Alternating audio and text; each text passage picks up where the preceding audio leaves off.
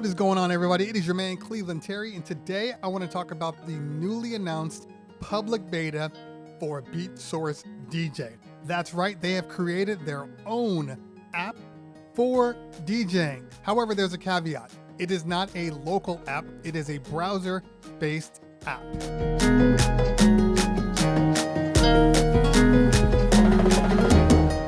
Browser-based, you say? Yes, that's right, browser-based.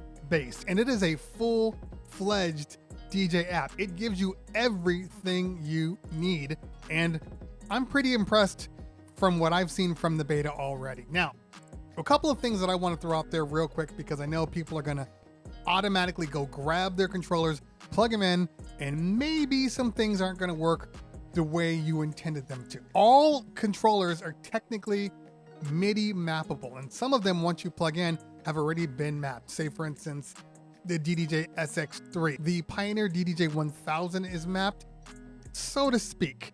None of the mappings are completely like 100%, like it's enough to get you started.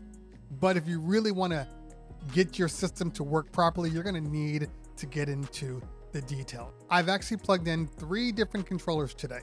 The SX2, the DDJ 1000 for record box, not the SRT, and the Rain 1.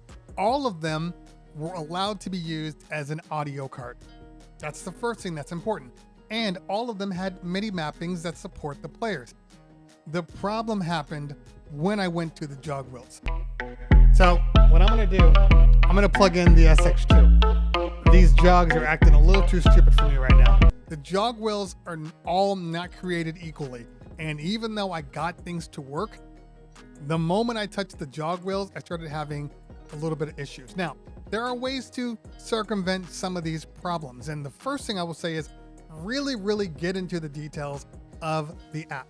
Go into the player settings, make some modifications. One of the first things I think everybody should do when they first start making MIDI adjustments is to change a couple of options. We want to toggle some options on. One of them is the disable quantized cues, because if you don't do that, you are left only able to hit the button at the 1 beat mark. So even if you come in faster, it's always going to queue up at the 1 beat and your timing might be off. So turn that off so you have a faster access. Also, enable the key lock. You also might want to enable the slow down at stop. So that way when you hit your play pause, it gives you that nice kind of record spin slowdown. Then you want to go in and check your mappings. Check your mappings with everything that's on here. Make sure that your play button is your play button and so on and so forth. I am going to be honest with you. And look, this is a public beta, so this is by no means supposed to be production ready. It's a public beta for you to go and give your opinions and go from there. I did notice that I had some glitches, minor glitches, with the tempo, with the pitch faders. So if I would adjust the pitch faders every so often, if I were gonna have any type of crashes or any type of freezes, it always happened on the pitch fade. Hey, where'd you go?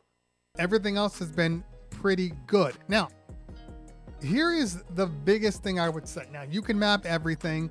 I mapped it, use the hardware. I didn't use my headphones because I didn't go into split queue or change any of those things. I just wanted to hear how it sounds, because when it's all said and done, this system is designed to help you get a better flow for your DJing. To be able to go and listen to some music at your desk, hear it, hit the crossfader, see when you want to go in and out, make your cue points for your mix out points or for your mix in points. All of those things are a little harder when you're just looking at it from a computer. This hands-on approach is going to kind of revolutionize what it is they do. Also, one of the very cool things is all of your playlists are all set on the side, just like Serato would do, just like Recordbox would do with Virtual DJ. Your crates can be adjusted. You can move things around, get them to how you want them. So when you actually go into a live performance, they're already there. They're already set up. They're already ready to go. That's great stuff. A couple of things that stumped me in the beginning, I think this might help, and that is the jog sensitivity. So when you are trying to use the jogs, they default to a +5, and I have found that +5 is overly sensitive. I had to go into my scratch multiplier and change it all the way to 1. It was at that point that I was actually able to use my jog wheels the way I normally get used to it. Now, everything is a little overly sensitive, so you have to work around these things, and every jog wheel will be different. So what works for me may not work for your controller, and or the same controller, it might still be a little off and you have to make more adjustments. Everybody kind of DJs differently, and I understand that. This is a great addition. Look, it's 2021 and I am really impressed with where we are across the board.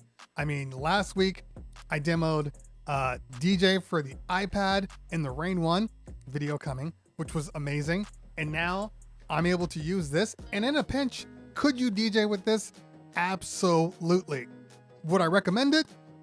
Probably not. There's still some shortcomings, and I'm sure they'll get them worked out. It's a public beta. They'll get them worked out over time. But everything was mappable. My crossfader worked. I was able to kind of scratch. I mean, look, when it's all said and done, it's still a browser-based application.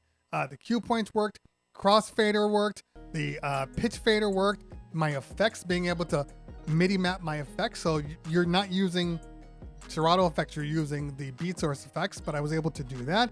And all the way down to my filters, everything worked. The load button worked, and being able to scroll through the crate and then load a track to the left or right, it all worked. Sounded good.